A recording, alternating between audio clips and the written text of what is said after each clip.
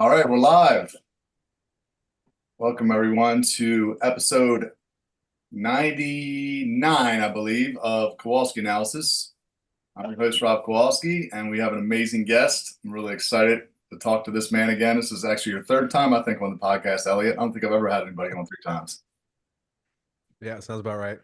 Yeah. So for anyone that doesn't know, Elliott Hulse is this is just a little introduction I wrote. So hope it doesn't embarrass you, but Elliott Hulse is a beacon of strength and wisdom in the realm of personal development and masculinity. As a world-renowned YouTuber, Elliott has amassed a loyal following of millions with his insightful content focused on physical, mental, and spiritual growth.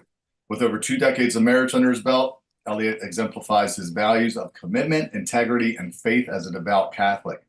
Known as the King of Making Men Strong, Elliott's expertise extends beyond the physical realm, delving into the deeper aspects of what it means to be strong, a strong, grounded man in today's world. Join us as we dive into a meaningful conversation with Elliott, exploring how men can reclaim their strength and purpose in life and relationships. Thanks for coming on, Elliott. My pleasure, Rob. Everyone, before we get into the conversation, do me a favor, whether you're watching live or you're watching the replay, hit that like or thumbs up button and drop a comment. Let us know that you were here. Even if you only see part of it, just say hello. Let us know that you were here. And if there's something that like a takeaway that you have, something that resonates with you, drop it in the comments. Let us know. If you have any questions, there will be a time later in the episode where we potentially do some Q&A. So feel free to ask any questions about anything that we're talking about. The guys that you see here in the program, along with Elliott, they are guys that are part of a coaching program that I'm doing called the Alpha Man Blueprint, Becoming a Man of Options. And they're going to fire some questions at Elliott too. We all just got done reading Elliott's book, Make Men Strong Again, right? Make Men Strong Again, right? Wasn't again? Okay. I wasn't sure if That's right. And we weren't always this fucking weak. right. Make Men Strong Again, right. We used to be strong. So yeah, it's an amazing book. And you know, it's a short read. I think it was only about 3.5 hours. It was filled with a ton of great info. You cover a lot of different topics. I mean, you go over everything from working out to reading books to fasting to faith and just so much more. And in a world where the majority of single women are sleeping with an extreme minority of the single men, there really is no other choice for men except to raise your value, or you're going to be left out in the cold. Being an average Joe just doesn't cut it in today's world anymore. I think maybe at one time it did, but in today's world it does not. So all the guys in this program, they're looking for their wives and they're committed to becoming the strongest version of themselves to aid them in their quest. So I knew I had to get you on so that they could have a chance to hear from the man himself. So thanks again, Elliott. My pleasure. So let's just dive into it. Let me ask the obvious question. This is a question that seemed obvious to me when I was kind of thinking about what I wanted to talk to you about. It's like, so I think most women will say they want an alpha man, they want a strong, confident, competent man to marry. Is being an alpha man something you're born with, or is it just a matter of putting the work in? I tend to think that in some way, shape, or form, we're all born with the potential to be a leader, right? In fact, that's what we're called to be. We're designed that way. And when it comes to our interaction with women, we are the head of the family, the head of the wife. And so I think it's innate, it's our nature, and it's our responsibility. As far as the sexual market is concerned, we've been sort of perverted. In other words, convinced to behave more like women. And so the beta maleness, that a lot of us are struggling with comes from, well, living in a world where the majority of us are raised by single mothers, and the majority of us are raised in homes without fathers or with weak fathers, fathers that didn't know any better themselves. I was blessed to have a alpha male dad because he didn't grow up with American media. He didn't grow up watching, the crap on TV that teaches you, or the school system that promotes the idea that you need to be like a girl, right? Sit down, shut up, be more, what's the word that Jordan Peterson uses all the time? Agreeable. Likable, just agreeable. So my dad's not agreeable at all. And I think it's simply because he wasn't given the same beta male conditioning that we've been given from the school system and the you know, the music and the movies and the media. It's so funny. I was listening to a song the other day, somebody put up a meme. They were like, yo, I didn't realize how much of a simp or how simpish the music was in the 1990s. They played like a record from like Boys to Men, and I remember like singing this song, singing along with this song.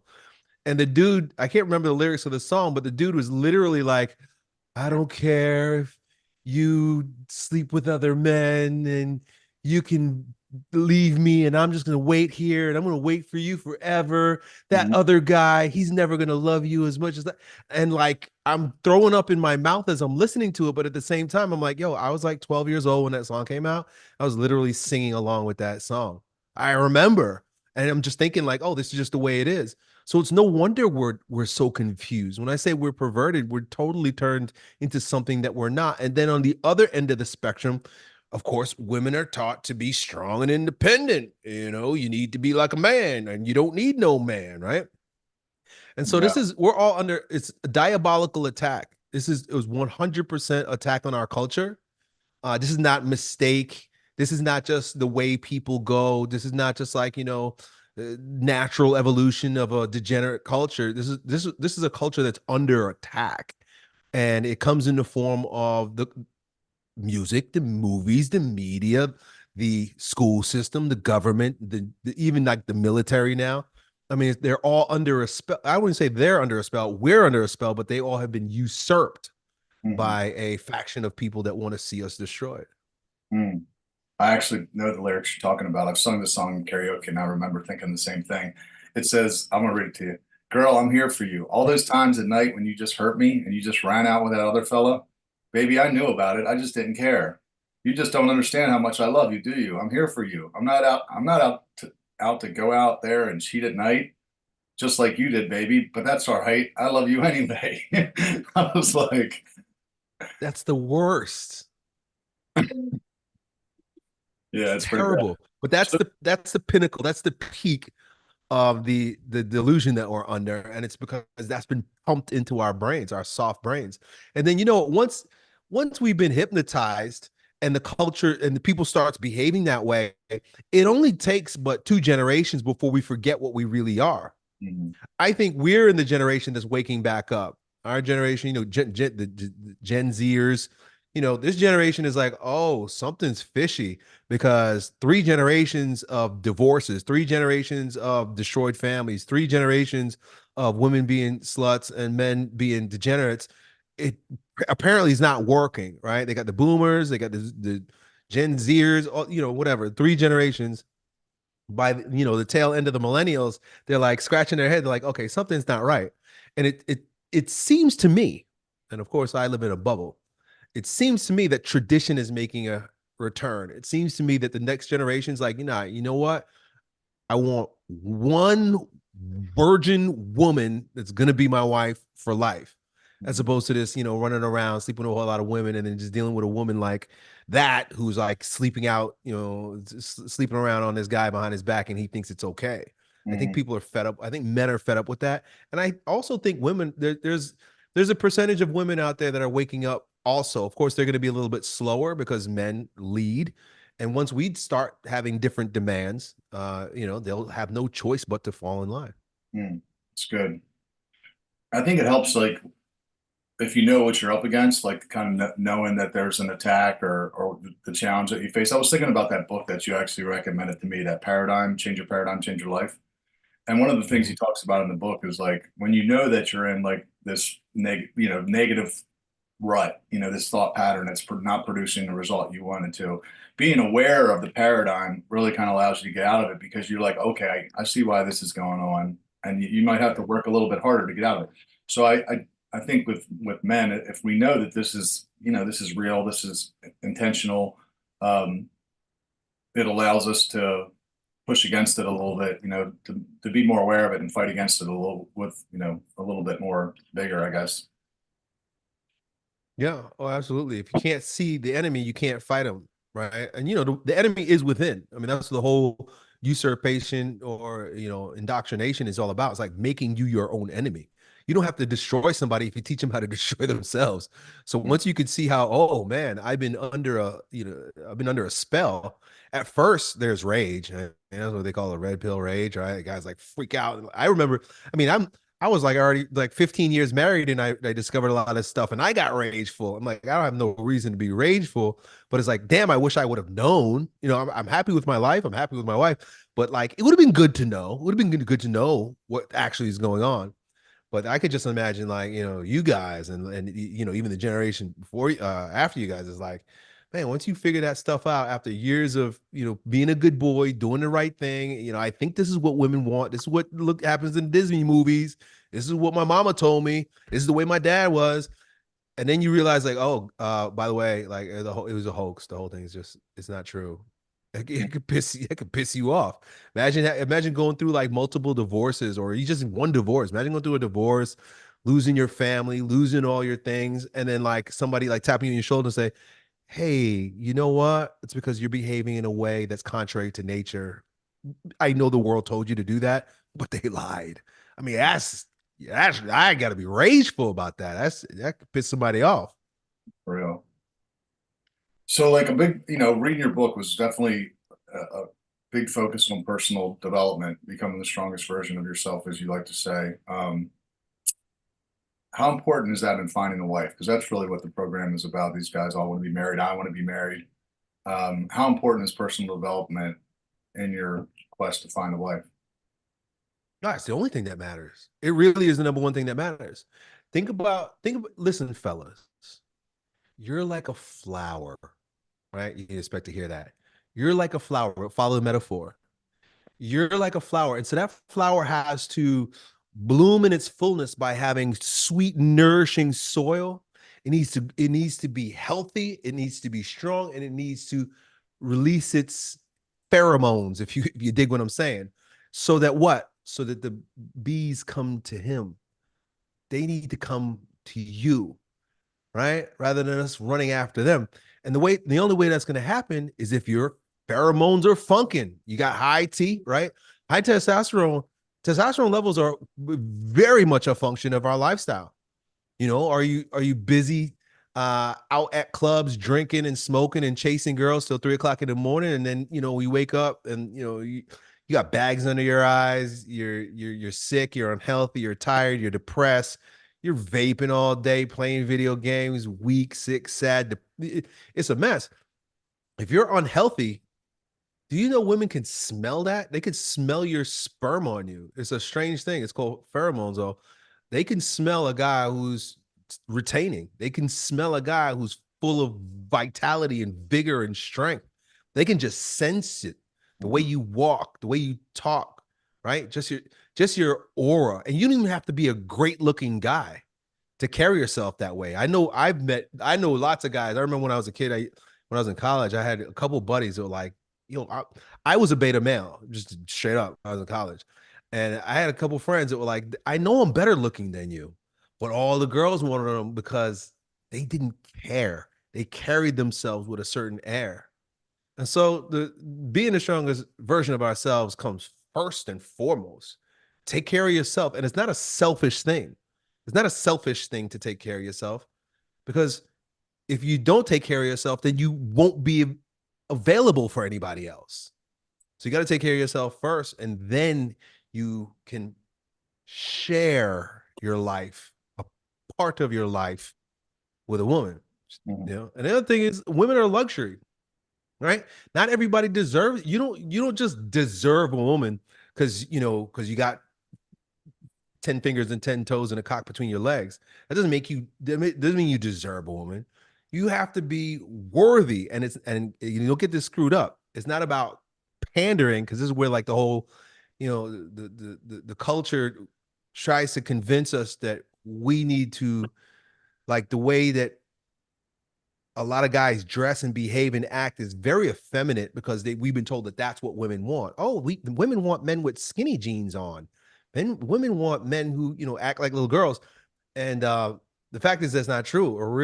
A man who's being the strongest version of himself enjoys being hated by women. You know the funniest thing? This I gotta refer to my dad all the time. It's funny, but I've heard stories of like other guys that are like this. My parents have been married. Well, I'm gonna be 45. They've been married like 50 years, going on 50 years. My mom cannot stand my dad because he does not give a shit. My mom, she says, I can't stand that man, but she cannot stand being without him because he does not care. He does not care. He does. She'll.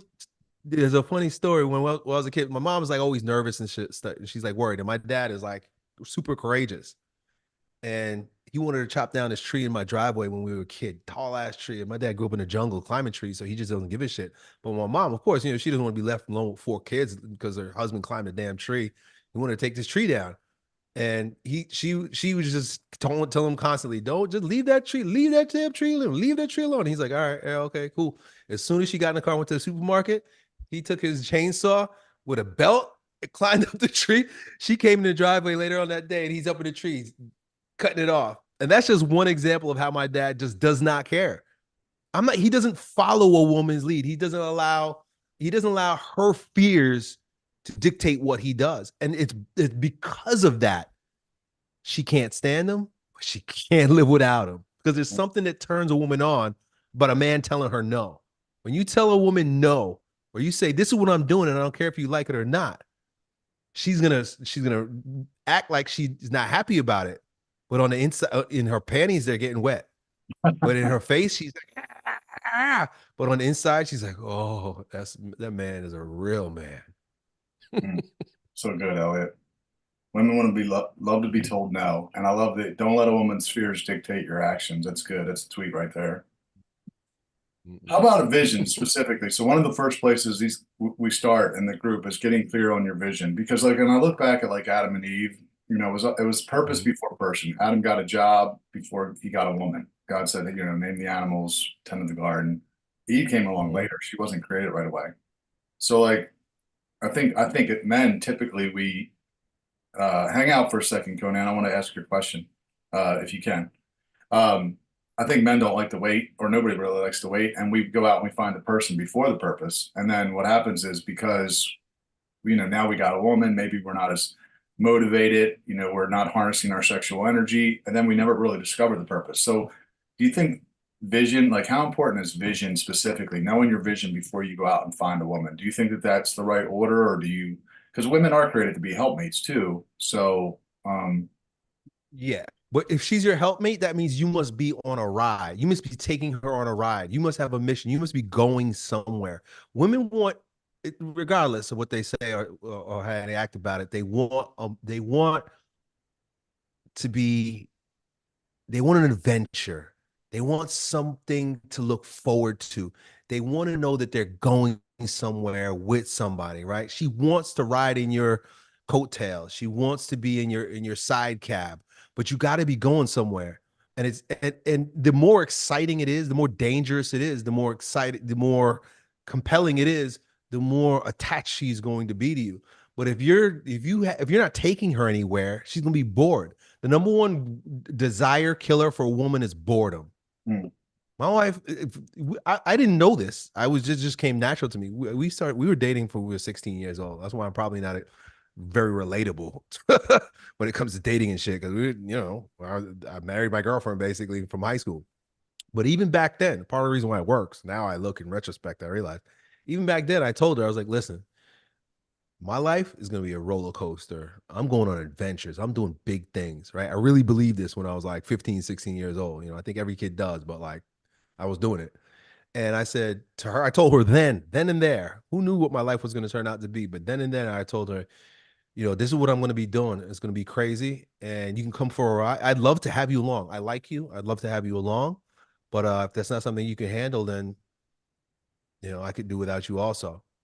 I said that when I was a kid. I remember saying that. I bring it up to her every once in a while. She will laugh about it. But even to this day, she doesn't know what I'm going to do next. In other words, when I say that, I mean, she doesn't know like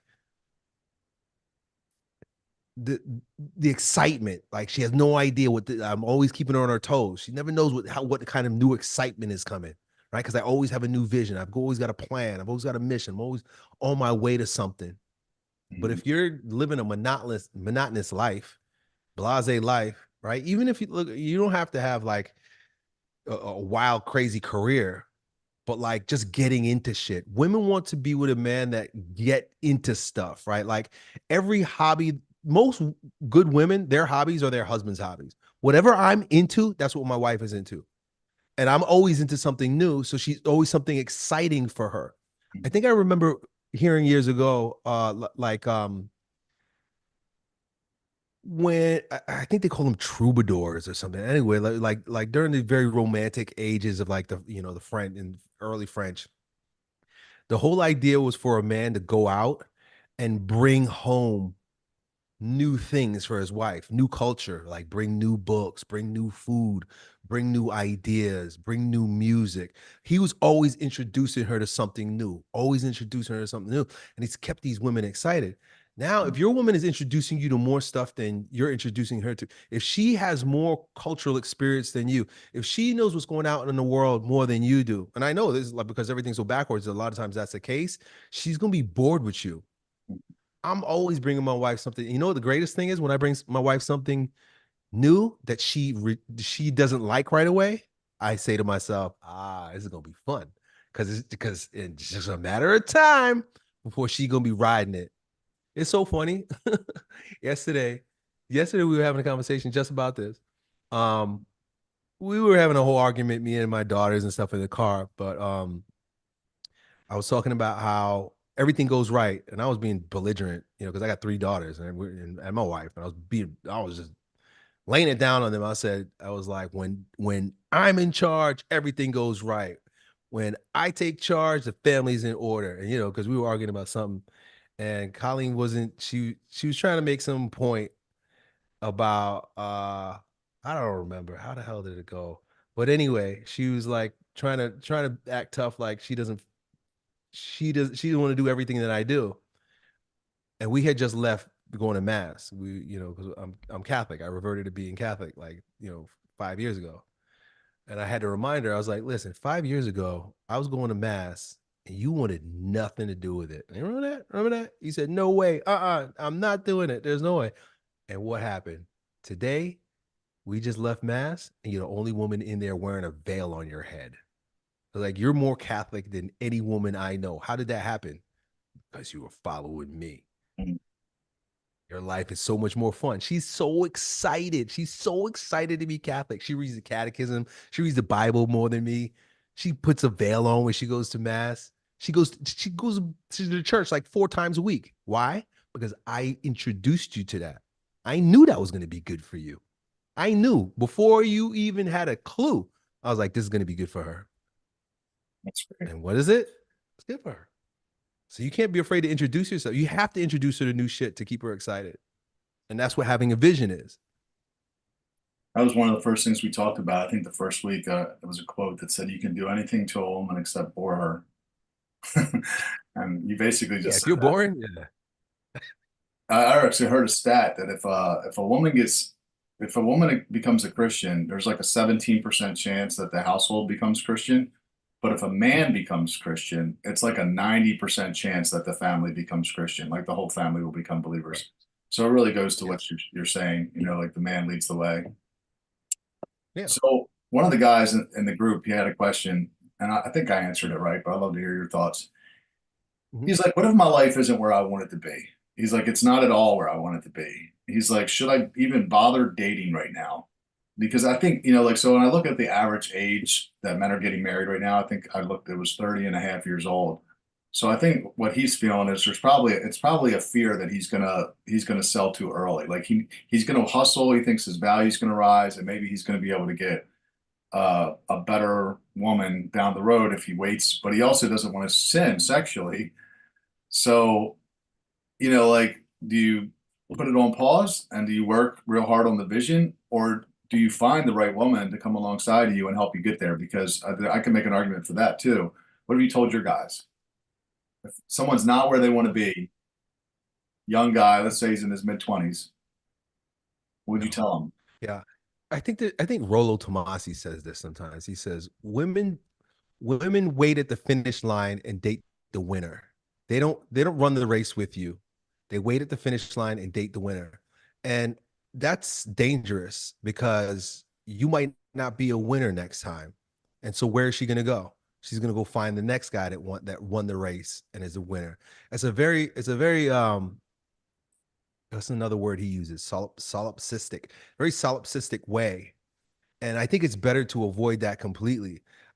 Just because it's been my experience that it's so much better. I trust my wife so much more because she was with me when I was nothing. So when I'm winning, I know that she's not here because I'm winning.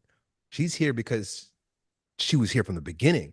And even if I start losing, I know she's not going to go anywhere because she knows what it's like to be with me when things are tough, right? Through thick and thin.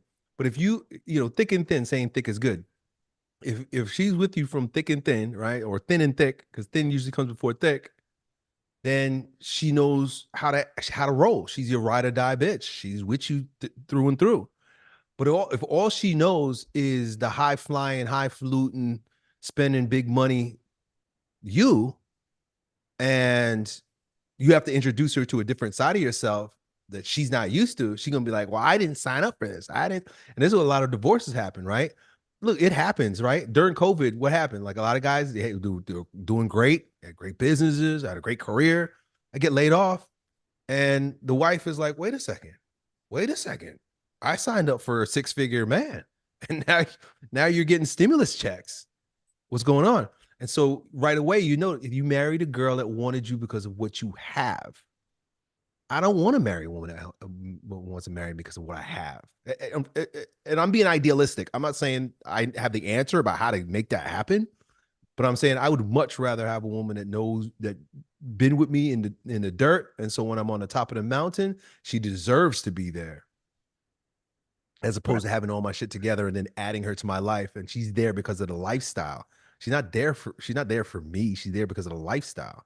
And that would make me nervous. I don't know. I'm not saying that that's an automatic strike, and I'm not saying that that's going to make it bad, but that would make me nervous because it's like, what if I can't provide you with that? And shit happens, right? What if I get in a car accident and now I can't work and I have to go, have to get government assistance or something like that? Is she going to be by my side? Is she going to be helping me? Or is she going to say, oh, well, no more nice cars, no more nice restaurants.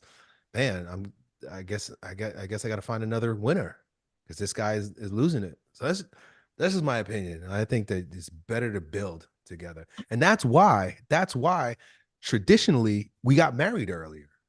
This whole waiting until you're ready for both sexes, for women, it's just so they can get run through and ride the carousel and then, end up with a beta male at the end and just take beta bucks is what Roller says, beta bucks at the end. And the same thing with the guys. There's a whole bunch of degeneracy going on in between, right? I much rather see it be the way it was in the 1800s. And it was like, yo, you get married at like 18 and you build together, get her ass pregnant quickly, right? So she's not bored, right? If she's got a baby in the oven every year, how's she going to get bored? I was listening to an audiobook today about Saint Teresa of Lisieux. She was the 15th of 16 children. I was like, are you fucking kidding me? That's crazy. But of course, this was like, like the 1400s. Those women weren't bored. Those women weren't waiting at the end of the race for the winner. Those women were doing what only women can do, which is baking babies and popping them out and feeding them and taking care of them. So the faster you can get her on her mission, the better, right? Like you have a vision, you have a mission, and it's also always outside of the home. It's always about bringing home the bacon, but she needs to have a bun in the oven. Otherwise, what's the point? She's useless without otherwise, right? Are you helping me help you and making babies? Otherwise, why do I have you? One of the things my dad would always say, my parents have been married forever. My dad just talks shit. He says, I don't need a useless woman. What good are you? He says, you got a hot pussy just like every other woman. Why do I need you? Right? And so you got to find a woman that's useful, right? Fulfilled. You know how you fulfill a woman? These women who say they want to be fulfilled, you know how you fulfill her? Fill her full. busting nuts in her and making babies. None of this sterile shit. No condoms. And no snipping your dick. She's just making babies from the beginning until she just can't even walk no more. I love it, dude. I got Where are you there's gonna go now? Got 10 kids. Where you going? she lives in a shoe. Yeah. No, man, I like it. I think I don't remember. I was going to say something. Now I lost my train of thought. That was good though. So in the coaching program, like this program that I put together, which you're actually helping me with, thank you. We cover a wide range of topics, everything from like clarifying your vision, getting it down on paper, goal setting. We do this. We're going to do a segment on looks maxing coming up, where um, taking your looks to the highest potential that you can. Different approaches for talking to women in person and online. We kind of cover it all.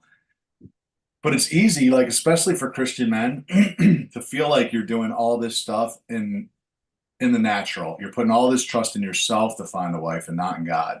So, what are your thoughts on that? Because the way I see it is, God's going to do his part, but you still have to do your part. Like you can't be fat and expect to have a fitness model fall in love with you. But where's the balance? Because we're doing so much work. It's like it's easy to start thinking, well, am I relying on myself for this, or putting my faith in God? How do you see it? Well, like the Amish say, you got to pray and move your feet. We're co-creators, right? If you just sitting around with your fingers crossed or praying rosaries thinking that she's just going to pop up out of nowhere, you're not doing it right. And God has never expected us to do that. Now there's yielding and allowing God's grace, but that comes with you putting in your part as well. You have to put in your part. There's no question about it. We're co-creators in this. If you sitting around waiting for shit to happen, you ever hear this one story? Here's how that works. You hear the story about the guy who's like there was a hurricane coming and like then the floods came in and he was in his house and like people were knocking at his house. It was like, hey, the floods are coming. You gotta get out of here. You gotta get out of here. And the guy's like, oh no, God's gonna save me. Right. And then like later on, like the floods are coming, he goes to the top of his house and like they come around the boat. And the police are like, "Hey, come on, get out of here! You're gonna die. It's gonna go over the top of your house." He's like, "No, God's gonna save me." Then a helicopter comes. He's sitting on his roof, and the helicopter comes. Says, "Hey, come on, let's go." The guy says, "No, God's gonna save me." And of course, he drowns like a fool. And then when he gets to wherever he's gonna go, God looks at him. Is like, "Dude, what happened?" And he's like, "Well, I thought you were gonna save me. You said you were gonna save me. I was praying the whole time." He's like, "Yo, I sent you the people at the door. I sent you the guy on the boat. I sent you a goddamn helicopter." I don't think God says goddamn. I sent you a helicopter, and you didn't listen. You weren't paying attention. You were so busy. You're so spiritual that you know earthly good. And so I think it's the same way, right? You pray, but you got to keep your eyes and ears open. You got to do what you got to do. So you're Get the Girl for Life, right? You gave me access to that program, and I've watched quite a bit of it. So that was all about, very similar to what we're trying to put together here with, helping men find a wife to marry for life. Is there anything that really stood out, like as you went through that with the guys, like any tips that put your guys in the best position, your students to find a suitable partner? Anything that you can think of that, like, I mean, outside of all the stuff that we talk about, working out,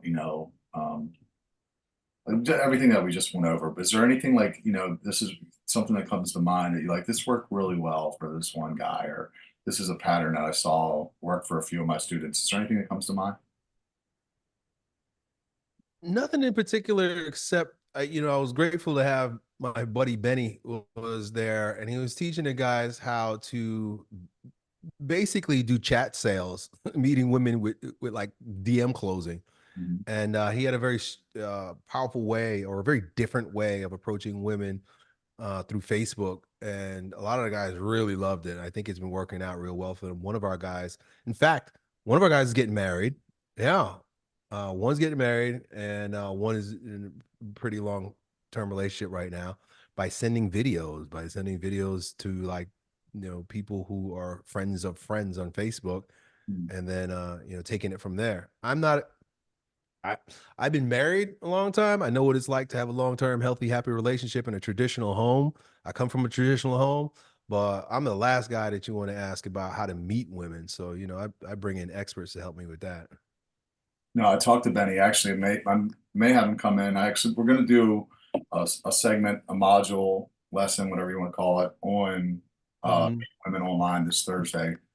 Um, that'll be I will something. tell you this though. Let me throw this out there.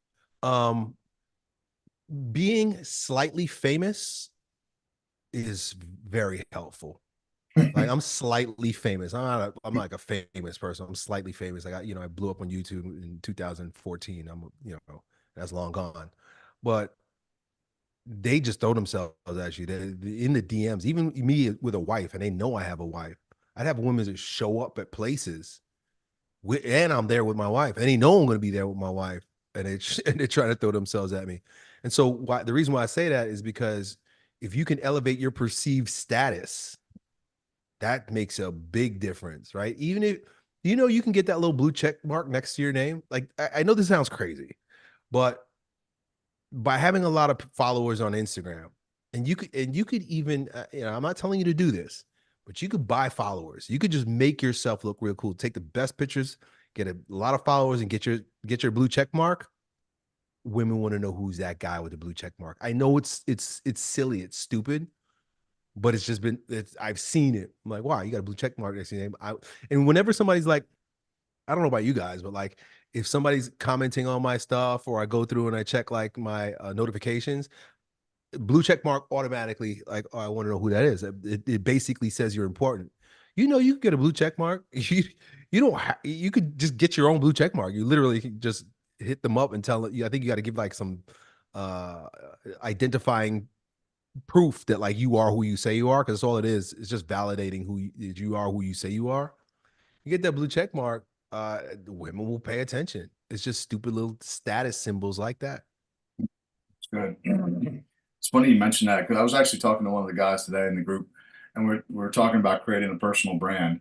I encouraged them to Right. start vlogging because I've been to places, and I'm far smaller than you, and I've been to places where a girl was like, she was a little starstruck when she met me, and like, she told me she was like, uh, acting kind of shy or whatever. And so social media even is like, it's almost like television on a small scale, right? It's like, because they're seeing your face on the screen. So it does raise your status a little bit. So I really like that. It's one Mhm. of the things that the guys are doing now, and I'm doing myself, is I share a lot of stories. Like I try to do a minimum of 5 stories a day. And it could just be anything Mhm. from like me working out, Mhm. or it could be a screenshot of a devotional that I'm reading, a podcast, your book. I took a screenshot of just to show my life, that I have an interesting life. Also, screen time. They're seeing my face on the screen. And then what I can Yeah. do is I can go back through my stories and I can see who's watching my stories, what girls on the regular. And I've actually started to create a spreadsheet. That's something that we're doing, and you can figure out how to go from there. Nice. So I do like that Yeah. blue check mark, and that's definitely something we should talk about, is that personal branding. Yeah. It's perceived too. It's so perceived. Like you don't need to have a lot of followers. You just make content like you're doing right now. And just by mere virtue of you having the courage to just making videos. Like literally you have like nobody following you. But if you're making videos, you're talking to the camera like a confident person, or you're just showing them what's going on in your house, and somebody sees that, you just look important. You just seem important because you're courageous enough to be talking to the camera. Only important people talk to the camera. You'll notice that 90% of your friends, they don't do that. They'll like, share memes and shit like that. But the minute you start putting your face on the camera and talking to the camera, your status instantly goes up. You don't have to be saying anything great, but just by very virtue of you doing that, like, wow, I guess he's important. That's so good. You're right. Just that you have the balls to do it. Yeah. So I'm going to ask you one more question, and we're going to open it up to the guys. But I saw your most recent upload on the YouTube about some of the struggles that you're going through. First of all, thanks for your honesty. It's refreshing to see somebody that's just transparent, struggling, being talking about their struggles openly. But you mentioned fasting a lot there, and that was something else in the book that I kind of took note of. And so, I guess where I want to go with that is, I've heard you talk about pornography before, right? Like the detriments that pornography has on men. That's definitely not like a masculine trait, right? To be looking at porn jerking off, right? Wow.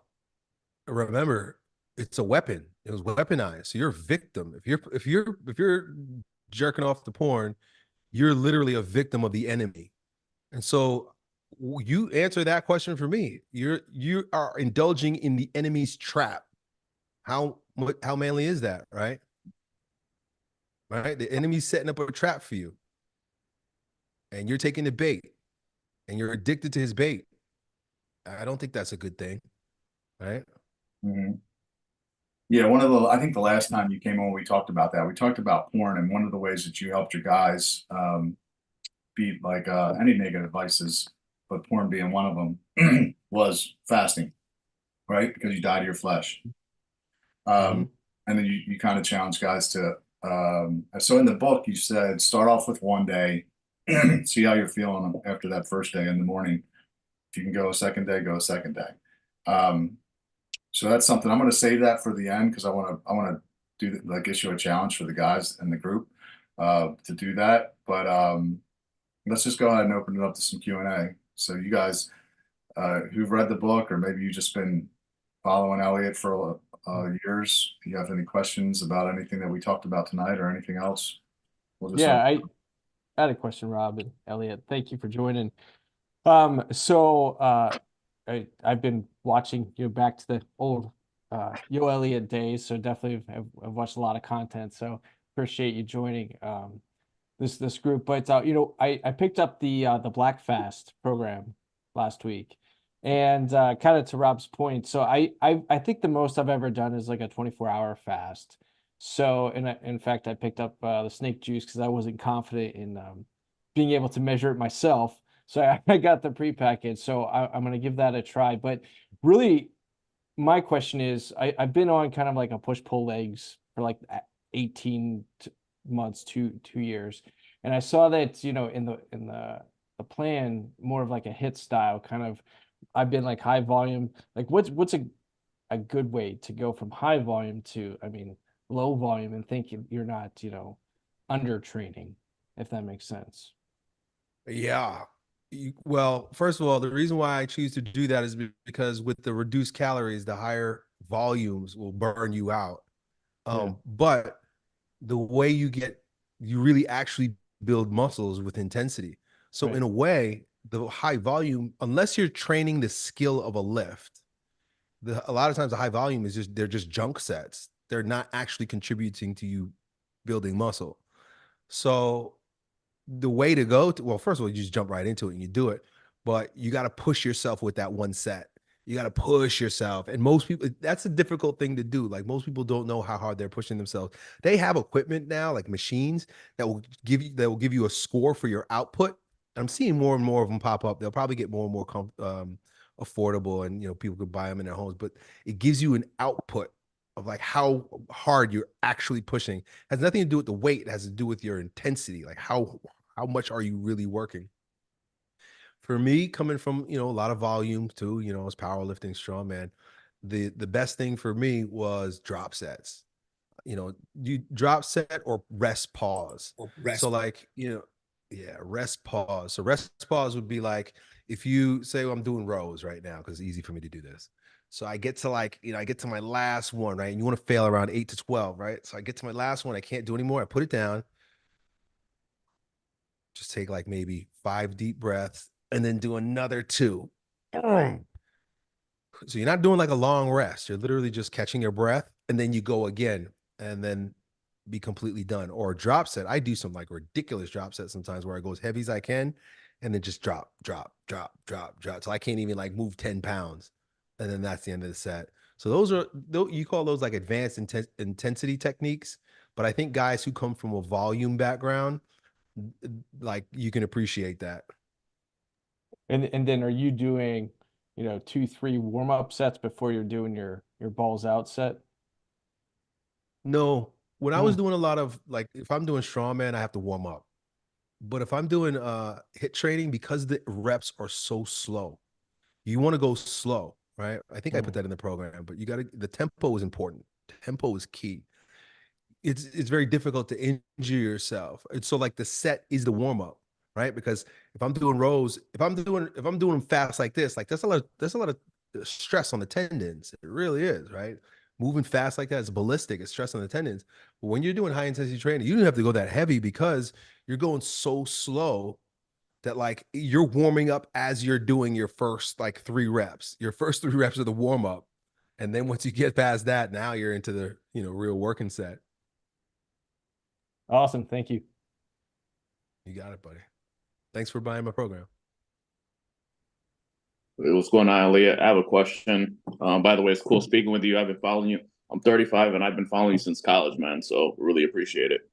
One of the things I want to talk to you about is that one of the reasons why I got into this group, self-development, I really love it, all this stuff, but I kind of want to switch gears a little bit with with this question is the fact that, as you know, one of the greatest criticisms of the church is that the church is very effeminate. I feel like that's been all of our experiences. A lot of this, red pill masculine content is foreign to a lot of the guys that are around me in church. And I, for one, want to change that. I don't know if you congregate, but I congregate in a church and I am already kind of a leader.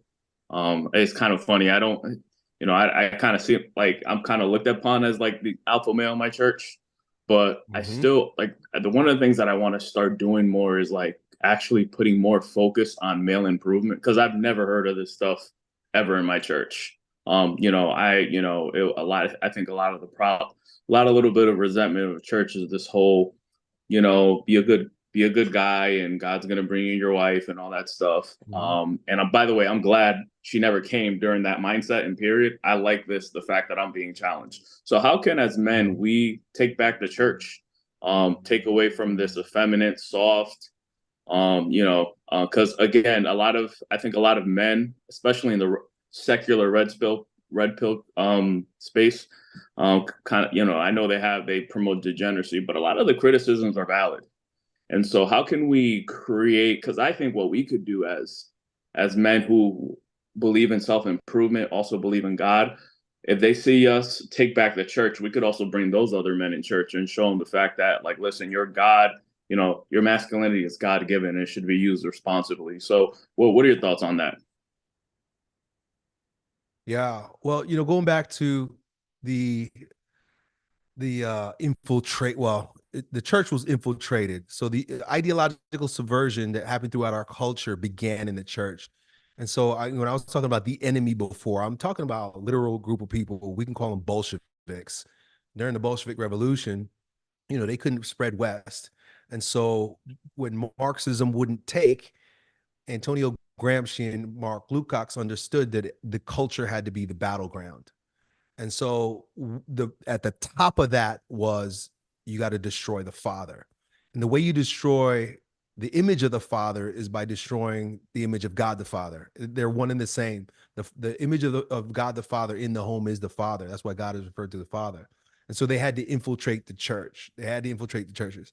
And so, one of the things that we know now is that the Catholic Church in particular was infiltrated by over 1,500 Marxist homosexuals that were basically planted in there in order to create all the scandal and all the, all the fags that we got there now. So like, when you look at the church and you get angry, just remember, look, a lot of those guys, they were plants. They were put there. And then what happens is they start recruiting more of their own kind. And so the church was systematically pussified. So, part of it is like, do you hate the church because of the enemy? Do you hate Christ because of Judas, right? No, I mean, it was an infiltration. And so the church, of course, has been infiltrated.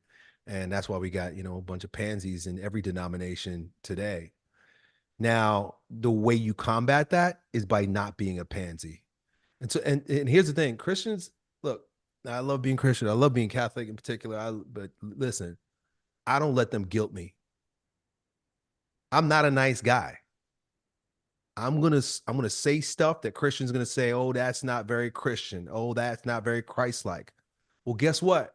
Your Christ-like is turning guys away. Your Christ-like is weak and soft. Your Christ-like ain't working. Mm. So I'm going to be a little rough around the edges. I'm going to be a little tough. I'm going to talk the way the culture needs me. You know, I mean, that's what Christ did. What did Christ do? Did he talk and act and behave like the Pharisees? Right? Was he behaving like the religious class? Was he trying to get along with the other religious people? No, he was doing the exact opposite. He was going and hanging out with the ruffians. You know, he was trying. But why? Because he was trying to teach them the right way. But he went to where they were just by mere virtue of God. They say he humbled himself and became man. Just by God, what's the another word for that is condescend. He condescend with descended. He come down to the level. And so I think a lot of Christians, they think that they're above because it's like, well, I don't swear like that. And, you know, and they like to use a lot of Christian jargon and vernacular. And like you spot them right away. And I'm like, nobody likes that. That's a turnoff. I was turned off from Christianity for a long time because of the way Christians acted and the way they talked. And I realized it was wrong for me to judge Christ and Christianity because of them. But at the same time, I was like, I'm never going to be like those guys. I don't want to be like those guys. And I'm not tooting my horn at all. This is because it's all by God's grace. Whoever he's going to call, he called them a long time ago. It's just a matter of time. I just happen to be an instrument. I know I'm an instrument. And a lot of guys are returning to Christ because they realize they see in me a manly man that believes in Christ. So I think you being the way you are, you know, I know why you're a leader. I see the way you carry yourself and the way you talk and stuff. So of course they're going to look to you. You're a manly man. And so you got to continue to be that way and don't be afraid. Don't, in other words, how can I say this?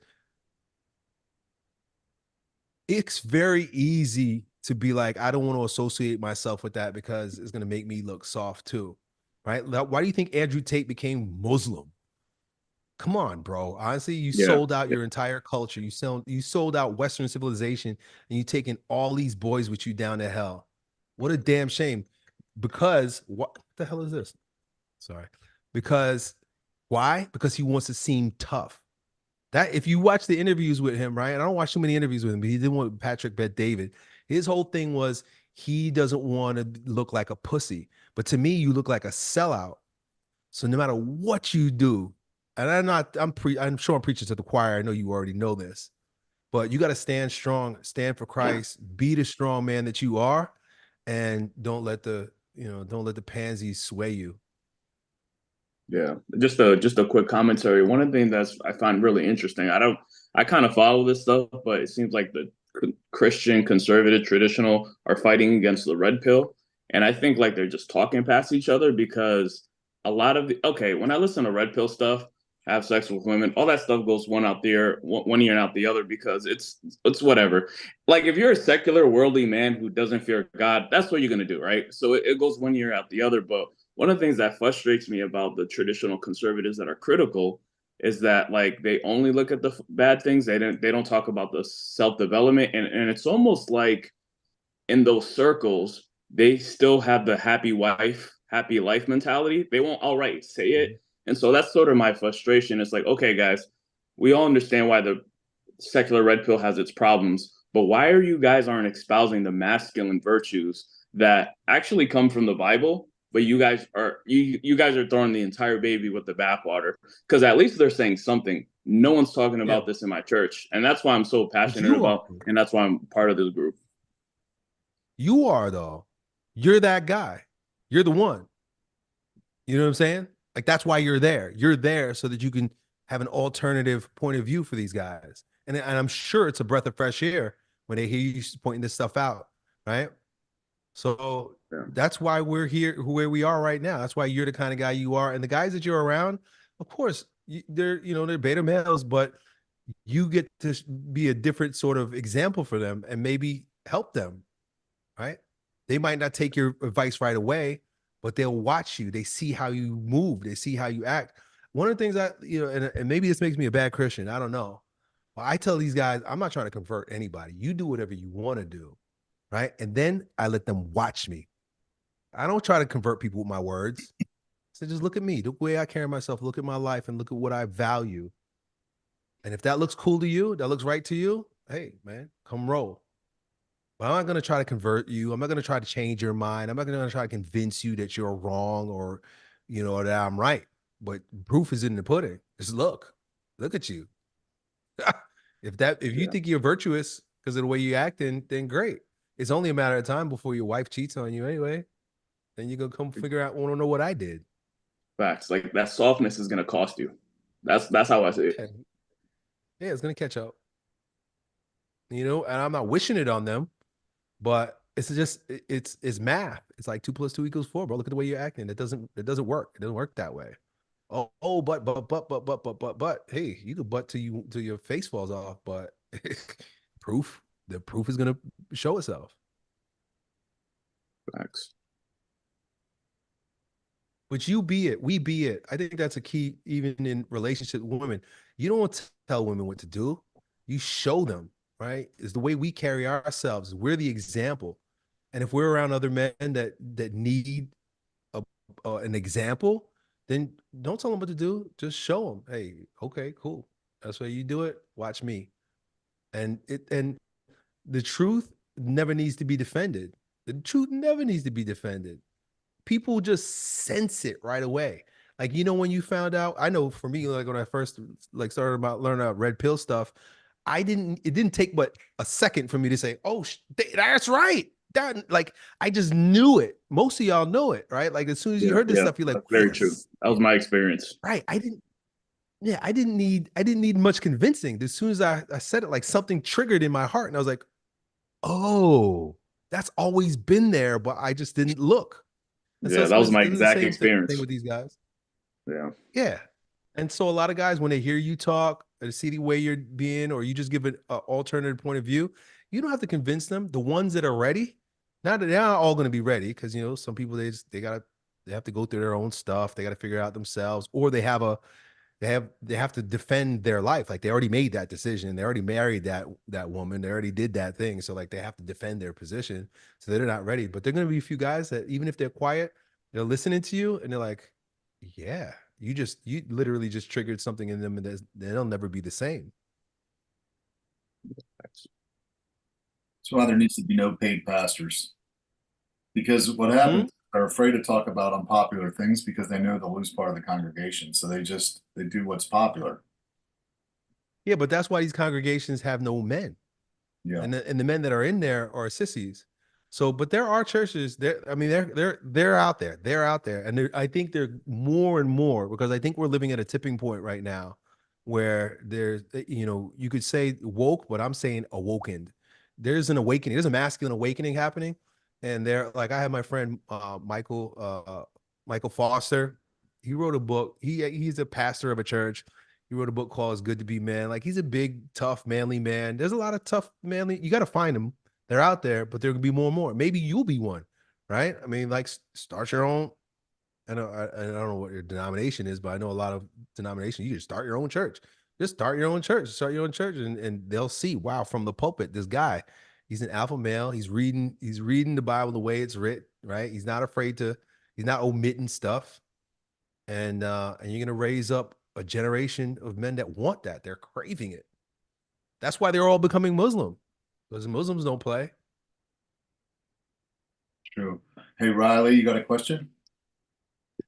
Yeah. Thanks for coming on, Elliott. I read your book today, and everything you were saying in there, I was just like, man, I've been feeling this all my life. This is like I've always known, and it was just great hearing it put into words. My question, I could honestly talk for hours about your book, but I'll keep it short. My question is, you talked about, I think you called it, for lack of a better, information poisoning, where you start consuming more information and it just poisons you. And that's definitely something I've learned. I used to think, I just had to learn all this stuff and just constantly learn. That's, how you become better. And then I would just get bogged down. So my question is, how do you determine for yourself what's an appropriate amount of information to intake, and how do you determine when you're getting at that limit? So I'm not so sure it's the amount, but it's the direction you allow yourself to move in, right? Because like I say, Thomas Aquinas calls it intellectual effeminacy. Intellectual effeminacy, which means we get a pleasure out of learning stuff, knowing stuff. Just, more, it's consumption, it's overconsumption. Just like we get a pleasure out of overeating, you get a pleasure out of over consuming information and ideas. And so he says, and according to him, curiosity is a vice because it's a matter of taking in information or absorbing information that's not suitable to your state in life. Meaning, like, what good is that? What is that going to do for you? How are you going to apply that right away? Is that of any value whatsoever? Or are you just inflating your head with more shit to confuse you? I mean, I'm in the fitness industry and it's all confusing. Literally, it was funny because I was just thinking about this earlier today. I was like, I saw one video where a guy was saying, I think it's Lane Norton or I think that's his name. He was like, you should be eating half as much protein as you're eating. And then literally the next video I saw was like, you're not eating enough protein. So it's like, it's purely confusing the shit out of people. So you got to ask yourself, here's a couple of things. Now I'm at a point where I don't venture into an area of study unless I consult with God. I bring it to him in prayer. Should I move in this direction? Is it important for me to know this? Is this proper to my state in life? Is this going to contribute to my ability to serve? Right? Like I have to know, or am I just being effeminate and I'm absorbing it for the pleasure of absorbing it like I would food? And so that's how I go about it now. I always pray before I go into any area of study or even begin studying. And the other one is I'm 45. I don't have time to waste. And so I have to ask myself, how quickly can I apply this in a profitable way? If I'm going to be taking in some information, right? Like, okay, how am I going to use this as quickly as possible to turn a profit? Meaning, can I use this on myself? Can I help, is it a new exercise thing or new nutrition thing that I can apply right away to a problem I'm having right now that it fits that bill? Or can I synthesize this and turn it into a course or a video or a product or a book or something that I can help other people with? And if I can't put it into those two areas, either it's going to grow me or it's going to help me grow other people, then why am I doing it? Why? So it's What's the point? finding the intention of it and being intentional. Yeah, it's the intent. Good way to put it. Yep. So if I could ask another question, you talked about women smelling your vitality, and I think there was a word you used for it. I'm curious for you to talk about that because I've had a, I guess, suspicion that that's how that works. Well, do you know our oldest and strongest sense is smell? Do you know that smell goes instantly to the subconscious? Have you ever like just whiffed something and it brought you back to like, you ever like smell cookies or something, or somebody's baking something? And it's like, damn, I was just brought instantly back to being 5 years old in my living room or in Oh the yeah. kitchen with my mom. Smell does that. Smell is so primal. It's so deep, and it passes the conscious mind and goes right to the unconscious. So so smell is dangerous in that way because it indicates deep stuff going on a primordial level. And a woman and a man, our sense of smell, the reason why we wear all this kind of perfume and deodorant and like we cover up smells, people spray stuff, we do all we can to fabricate fake smell because when you smell somebody or something, it tells you everything you need to know. We know on a primal level, like if somebody is toxic, right? If major we don't wear deodorant, right? We just smell like humans, right? And humans have a human smell and it's not a bad smell. But because most of us are toxic, It's just, you know, we eat toxic food, we drink toxic water, breathing toxic stuff. We're so toxic that when you're around somebody who don't wear deodorant and the smell makes you want to vomit, it's not because humans smell bad and armpits stink. It's because you're smelling the toxins that are leaking out of that person's body. And at a primordial level, you know that that person's not healthy. Most of us are not healthy. If you can get away with try this out for yourself. Don't wear deodorant for a couple of days and notice your smell. If you can't stand your own smell, that means you might need to check your diet. You might need to, there's something in your diet you need to get out. You might need to do a cleanse. Go on like a, you know, an elimination diet, go on a carnivore diet, any kind of elimination diet, even vegan diet for a little while, whatever. And notice that when you limit the amount of foods and things that you're putting in your body, how you smell. It's actually like an earthy, sort of pleasurable human smell. I quite honestly. And so that's, I'm talking just, you know, armpits right now, but what's happening physiologically within a person will come out in smell. And so a woman, if a woman is, and you asked me about men, but I want to talk about this way first. I'm gonna start with women because women smell too. Women vaginas smell. And when a woman is turned on, her vagina lets out smells. It comes out of her body. When a woman is ovulating and when a woman is turned on, she will smell that way, but we can't smell it because she got on perfume, she got on deodorant, she took a bath. I mean, like and we've also have like, we've numbed ourselves to these smells. We don't want to smell it. So we don't smell it. So completely bypass it. But just imagine you walking like through the street with your wife, right? Your wife, and like a handsome dude walks by. All of a sudden you smelling your wife. You're like, what the? She's over here smelling like she wants to fuck this dude. You would know right away, and it makes things very uncomfortable. And so the smells that you produce as a man also impact the way a woman is going to respond to you. It's called pheromones. I think that's the word I used. It might have been the word I used in the book. I don't remember, but it's pheromones.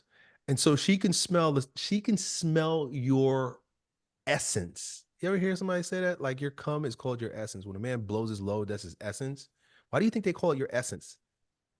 Why do you think it's called your essence? That's not a mistake that they call it your essence. Your essence, what's the essence of something? Essence is like it's like the microcosm of it. It's like, I got you. Like all of you is in that thing, the essence of a thing. But there's also like essence, it gives you a sense of smell too, right? There's a shampoo. I forget the name of it, but I remember watching TV when I was a kid. It was like out of floral essence or something, like floral essence shampoo, essence. Why would they make a shampoo and they would say that the smell is an essence? You know what I'm talking about, right? Like, yeah, like something essence. Yeah, But yeah. like, yeah, essence. So how is it that this is the same word, but it has two different uses? Your essence as a man, and also the essence of what you're smelling. Your level of retained essence fumes off of you. And it only makes perfect sense if you just break down that word. So she can smell, man, this guy. So a limp dick dude who's blowing his load every day watching porn doesn't have that essence. He has no essence. Just think about it. He has no essence in him. If you're jerking off every day and you're limp, you're empty, your balls are drained. There's no essence. You have no essence, and a woman she won't smell your essence. There's no essence. But if you are retaining and you that's respect interesting. your essence, she can smell it. I know my wife can smell it. I know when if I've been retaining for a while, she's just all over. She just can't stay away from me. She has to get it. I need it. She needs it. But you know, a day or two after, a day after I blow my load, she could take it or leave it. Why? Because I have no essence. There's no essence. I have nothing to give her. Women are, just look at the vagina. What is a vagina? Vagina is a receptacle.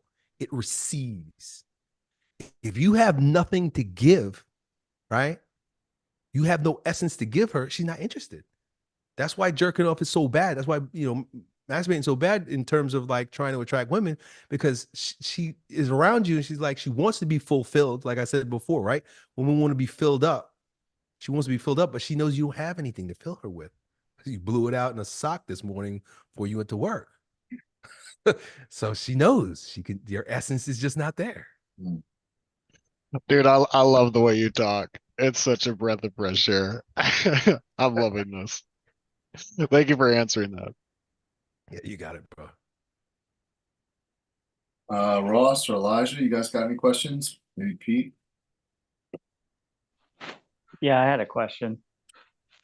I really enjoyed the section of the book about saying no and being the bad guy and all that. That really kind of pointed out an area I need to work on myself. How would you say, or what advice would you give to somebody who needs to develop those muscles and that barrier a little bit more? Practice. It's just practice. You start out by just saying no to stuff that you really don't need to say no to, just for the sake of saying no, so that you can practice saying no, right? Even simple things, like if somebody wants to cut you in line, at the store, or I don't know, but do it face to face, not like somebody cut you off in line in traffic, because you're anonymous, you're in a car.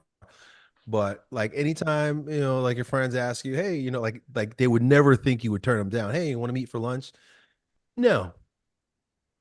And it's just going to be awkward. And especially if you just sit there and you don't say anything, you just say, nah. Right? Sit in that awkwardness so that you can develop the strength to be able to stand in your no.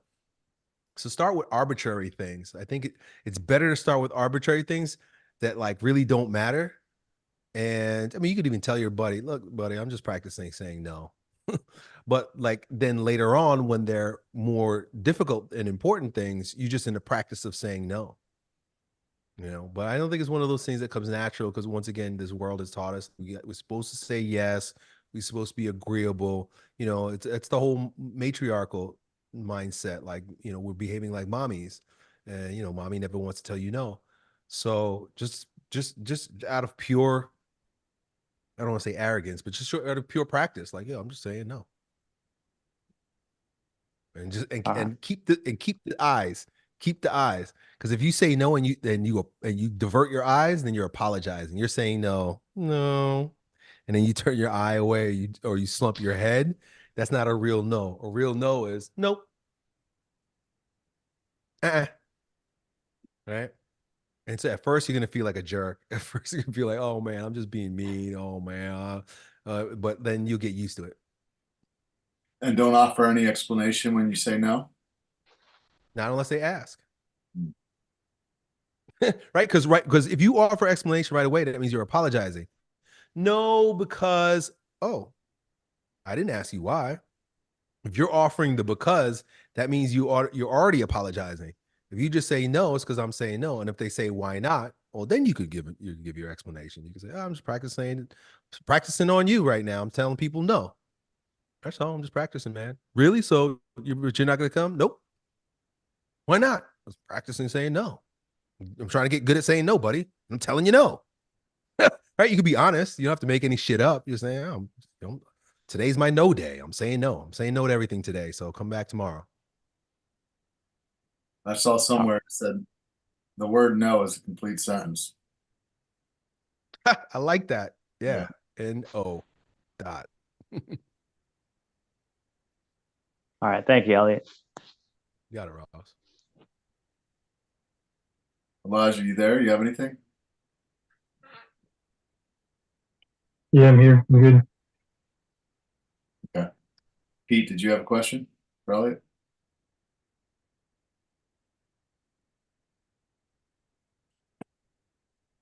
Pete, did you hear me? No pressure, guys. I don't mind going to bed. It's past my bedtime anyway. Could talk about a lot of things here, but maybe say that for another time with just Rob. But my question is, for me, I'm not having like to make yourself the flower that smells good, like to take the time to put in the effort. Like, I know it's not your situation where, I'm 46 or 45. Like, I think because of Rob's influence on me, like being with women got easy for me. And then I've right now I'm trying to not sin. And that's like, I feel like when you're not having sex, you kind of get weak, like out of practice with like testosterone or something. So I find that like I've done a lot of things in life to, I'm a very successful businessman, but I don't want to now spend the money to like get, have a nice place or a nice car, and I'm just kind of walling with that. I know Rob made a good suggestion of having like accountability, like I'm thinking about joining the group. So what would you say about like, how to, I know you said like you get a personal brand, do stuff like that. I mean, that stuff's a lot of effort. So I guess my question is, sorry, but it's like, I know it's very beta, but it's just like, I don't want to, I don't know. I guess I do more Yeah. now, but it's like putting in that effort. Like, where do Mhm. Yeah. making I hear you. like, and it used to come easy. Now, lately, I don't, it's like, I don't know. I don't know if there's, did you get my question or? Oh, I get it. I have no interest in doing any of that shit. Yeah, I mean, of course, I'm married, so I'm not looking for a spouse. I think part of the reason why you're here is because you're looking for a spouse. But I couldn't imagine being 45 and having to do the shit that, a young man tries to do in order to find women.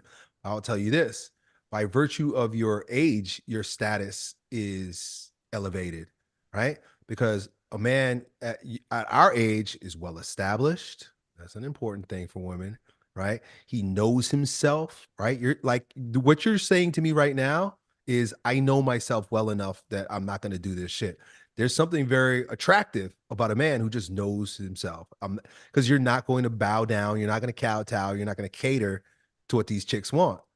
And in essence, that's what we're saying. We're saying that's a better way to be, right? Better way to be. And so that whole being attractive thing, like the flower, right? It doesn't mean put on cologne. It doesn't mean wear fancy clothing. It means hold yourself, carry yourself as a man that's grounded. I'm here. That's the only reason why I said flower. I could have said tree, but bees don't go to trees. Is I'm rooted in myself. I'm rooted right here. This is where I am. And if you want something to do with me, you come over here. And you, as a 46-year-old man is successful in his business, he knows what he wants, he knows what he doesn't want. You're in the best position. You're in the best position ever. It don't take much. You put on a mature man's garb, right? Put on, just something slightly fashionable. You got the little grays in your beard, and you know what you want, you know what you don't want, and you're not acting like a little boy. I couldn't imagine that not being highly attractive to a lot of women. You just have to know that that's attractive. You got to be able to stand in that, root yourself in that, and own it. Right? Hey, listen, you just say it to him. You just say it to him. I'm 45 years old. You know how this would, oh my God, you'll make these little 27-year-old chicks panties wet by saying, listen, I'm 45 years old. I don't have time for games. You either want to do something here or not. Oh, she might act like she hates that, but you'll be running circles in her mind. I can't believe he told me that. I can't believe he said that. Yeah, because I'm a grown man. I'm not a boy. I'm not gonna be chasing you, having Snapchat streaks and shit like that. You're gonna call me on the telephone. You're gonna be doing this DM shit. You know what I'm saying? Like that's different. It's exciting. It's attractive. It's yeah. And so that alone gives you status. That alone separates you from the boys, especially if you carry yourself cool. Like because I haven't dated, so I'm just talking shit. But when when I was young, when we were out there, we're young, we're obviously on the prowl. We're obviously looking, we're actually trying. And I remember being like a bunch of hyenas, like, all excited and stuff, like bouncing and stuff. I think I cringe at the shit that I did when I was in my 20s, dancing and stuff. Dancing? Are you kidding me? Grown men don't dance, right? I might lay back a little bit, move a little bit, but like I remember like trying to do backflips on the dance floor, trying to impress girls. That's so beta. That's so beta. You're better off with the little gray hairs, sitting back with a Heineken and letting them come to you.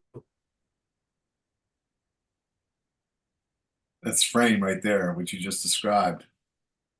Yeah. You got the frame. You have the most solid frame. Because of your age, you have the most solid frame here.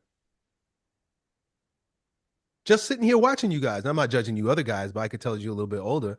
And as I'm sitting here watching, I'm like, I got a little special eye on you because I'm like, hey, this guy's a little bit older. He's got some more experience. So I don't want to say anything that, maybe he called me on my bullshit. Right? Girls will know. Girls know. This older guy, he's going to call me on my bullshit. Like he's an older man. He has no interest in playing my stupid games. So you're in a good position, in my opinion.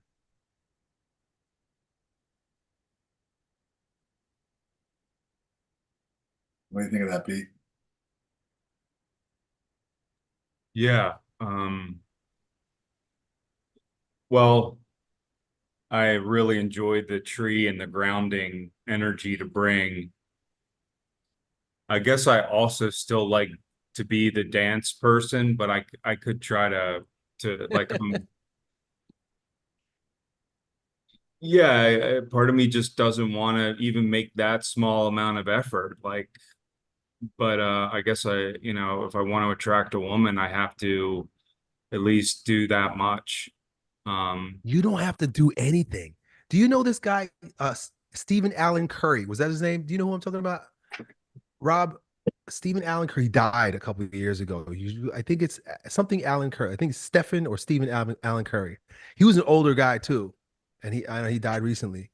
He has these books. You can find them on Amazon about game. Oh yeah. And I mean, honestly, I know that we're Christian men here, and you want to be virtuous, but he has a style where he would literally just go, no trying at all. He said women are just falling head over heels for this simple strategy, and this is what he built his whole name on this. And there's a lot of guys Mode out one? there that mode one. You literally just be honest. You literally just be not white knight simping honest. Hey, I think you have beautiful eyes. Oh, I love your blah blah blah. He said literally just walk up to her and tell her what you love to do. Tell her what? Sorry. Tell her what you want to do with her. Tell her what you're really thinking. Tell her, just don't play games. There's no games to play. This is his strategy. I'm just telling you shit that I read because friends told me about. And I try to help guys with answering questions. I'm not a pro at this. But his whole thing is you don't play any games, don't waste any time, don't mince words. You literally walk up to her and you just whisper in her ear the nastiest thing you'd like to do. This is exactly what I'd like to do with you right now. And his whole strategy is you're not trying to convince a woman of anything. He says it's a numbers game. There's the ones that they'll fall for you instantly, and they're the ones that are going to say, "Ill, get away from me." So it doesn't matter, because you'll hit the one that as soon as you just tell her, "Hey, I saw you over there, and this is exactly what I want." She's going to be like putty in your hands. But you have to be confident. You got to carry yourself that way. And so check out Mode 1. Is that the book you told me about where the guy was basically living with like 3 like lesbians at one point? He like seduced even. I thought you said there was like girls. Well, he was a married man, actually. He wrote this book about like his youth, but he was a married man. Okay. He didn't have it. He wasn't living with lesbians. I don't remember who that was. I don't know who that was. What was the name of his book? Mode 1. It's one of his, and he has got another one called Beta Male Revolution. What was the book that you told me about? It was called The Game. I studied a bunch of pickup artists and Strauss. Strauss. I never read that. I don't. Yeah, somebody told No, I Neil don't know. Strauss. I never seen. Yeah, it was Neil Strauss. Somebody else probably told you about that. I Yeah, never I'm read pretty that. sure I it was don't know. you, Elliot, but maybe you just heard of it. I don't know. But it was Neil Yeah. Strauss. Anyway, I didn't read it, but it sounded a little Yeah, I bit. never read it either. Okay. Well, I mean, we can go ahead and wrap it up there, guys. I mean, this is how I wanted to conclude it. The last time I had Elliot on, and then this time he talked a lot about fasting. He also talked about it in his last upload on his YouTube video. And I wanted to challenge everybody to do a 24-hour fast this week. 48 if you think you could do it, but let's do at least 24. So what we're going to do is we're going to pick a day. You can pick your own day. We don't have to do it together necessarily. And You then should do it together. In my group, we do a 72-hour fast at the beginning of every mission, and we all do it together so that we can hold each other accountable. That's just my advice because we do a Okay. lot of group fasting. Okay. All right, we can do it together. But let's decide on a day. Let's decide on a day now. And then what I was going to say is what I'd like to do is I'd like to be using the day of fasting to pray about my vision, any other struggles that I'm going through. Ask God to help me with Pray those. for a wife. Yeah, pray for a wife. Pray for a wife. Go on YouTube. I mean, go on Google. You can find prayers for a spouse. I did that with the group that I held 2 years ago. So guys, go find some prayers, and we found some pretty good prayers. Yeah, and also any things that you're struggling with, any vices that you're trying to like muscle out of your life. That was something Elliot talked about in his live today. Instead of trying to do it with willpower, ask God to deliver you from that thing. So what we're going to do is we're going to fast. I want you to maybe look at your vision statement, be praying about things that you want to happen in there. Maybe you even revise your vision statement. Don't you get more clarity to it towards the end of your fast, like mental clarity? That's something I heard you say, Elliot. Yeah, very helpful. I think because your body's not digesting food. So think about your vision statement. We'll be praying about it. Maybe we'll add to it. But then also what we're going to do is there's a covenant that I have. I'm going to share with you guys. I'll send you the video for it that explains it. And it's basically like Job made a covenant in the Bible not to look lustfully at a woman. So if that's a struggle for you, if pornography is a struggle, this is a great tool that I've used in the past to break some strongholds in that area, where you sign a covenant and you decide on how long it's for, not to look lustfully at a woman. And basically what you do is, I'll send you the video to break it down a little better than this, but you ask God to bless you if you keep it, but punish you if you break it, if you break the covenant, because you're making a promise with God. So you ask for him to punish you if you break it. So it kind of gives you the gas and the brake. The gas because you want the blessing, maybe it's a wife. The break because you fear the punishment. So usually the punishments come without asking. I never thought of asking. Well, the fact that you asked for it definitely gives you motivation, because I know there were times where I was like, I was scared. I was scared because I knew I asked God to punish me if I didn't keep it, and then so I would just get through it. So let's decide on a day. What day do y'all want to fast? What would be a good day for everybody? We'll just take a vote. We do Saturday night to Sunday night. I like it. What do y'all think? Saturday night to Sunday night? Does that work for everybody? I'm currently on a 72-hour. Hey Rob, I'm gonna peace out. I'll let you guys have your meeting. Appreciate it, Elliot. Thanks, Elliot. I'm going to bed. Everybody drop some Thanks, thumbs Elliot. up for Appreciate it. Elliot's. Thanks, Hey, man. what Got it, guys. Elliot, is there anything you want people to know before you jump off? You got a book out there. What else? Nothing. If you like what I'm talking about, you know where to find me. I'm on YouTube. Been there for like 20 years. So just Google my name. All right. Thanks, Elliot. Appreciate you. All right, fellas. Peace out. So Saturday night to Sunday night, look like some people might have had conflict with that. Yeah, that's going to be rough for me, guys. My parents fly into town on Saturday. So, in fact, I'm going to be pretty much indisposed all next week. What else? What would be another day? Maybe like Thursday to Friday. Thursday to Friday or Friday to Saturday. Either one is good for me. I like Thursday to Friday. I hate fasting on the weekends because I usually like to meet up with friends. Yeah, exactly. Same. How about I'm gonna probably do Thursday sundown to Friday sundown. Now you can definitely do Friday morning to Friday night if that's what you like. I prefer doing it that way just Yeah, because sundown to sundown. That sounds good. sundown. So I'm Good. currently on a 72 hour for the exact reasons you guys are talking about. I don't know if That counts. okay. Okay. It's Come like, on, well, dude, I make it mean, 96. I could do Just a extend it. 72 hour and then do another 72. Just extend it. Yeah, exactly. No, dude, you know, Maybe I 72 will. 72 hour, I think is that the first time you've done 3 days? No. Okay. No. But I mean, yeah, I think you need to replenish. I'm actually reading a book. I might send it to you guys. It's only like $8, I think, on Amazon, but it's called Glorified Fasting by, I think, Frank Hall. I'll show you what it looks like. I have it right here next to me. But really awesome, and it's a very, very short book. Looks like that. You can see. Oh, got to turn my blur off here. There we go. Looks like that. Just short, small one. Yeah, might wanna if you're interested.